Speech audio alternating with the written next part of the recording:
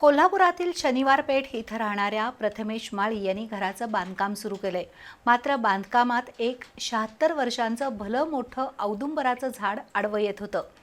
हे झाड तोडायचं नाही असा निश्चय करून त्यांनी वृक्षप्रेमी ऑर्गनायझेशन संस्थेचे अमोल बुढे यांच्याशी संपर्क साधला. त्यानंतर JCB आणि क्रेनच्या सहाय्यानं सुमारे 35 फूट उंचीचं हे भलं मोठं झाड काढून शेजारच्या रस्त्याकडेला पुनर्रोपित करण्यात आलं. अमर्याद वृक्षतोडीमुळे पर्यावरणाचं संतुलन बिघडलंय. झाडांचं महत्त्व नव्यानं सांगायची गरज नाही.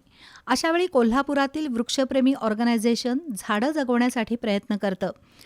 कोल्हापुरातील शनिवार पेठेतील प्रथमेश माळी आणि त्यांच्या कुटुंबियांनी आपल्या जागेमध्ये बांधकाम सुरू केलंय. त्यांच्या जागेमध्ये सुमारे 76 वर्षापूर्वींचं एक औदुंबराचं झाड होतं. हे झाड बांधकामाला अडथळा ठरत होतं. पण या झाडाशी भावना जोडल्या असल्यानं हे झाड तोडायचं नाही असा माळी कुटुंबियांचा निर्धार होता. त्यासाठी त्यांनी वृक्षप्रेमी ऑर्गनायझेशन संघटनेचे अमोल बुढे यांच्याशी संपर्क साधला.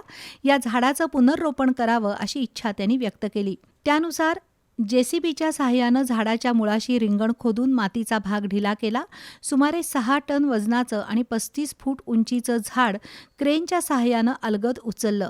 त्यानंतर झाडांच्या मुळांना काही रसायन आणि हळद पाण्याचा लेप लावण्यात आला, जेणेकरून बुरशी लागणार नाही आणि मुळं वाढण्यास लवकर मदत होईल.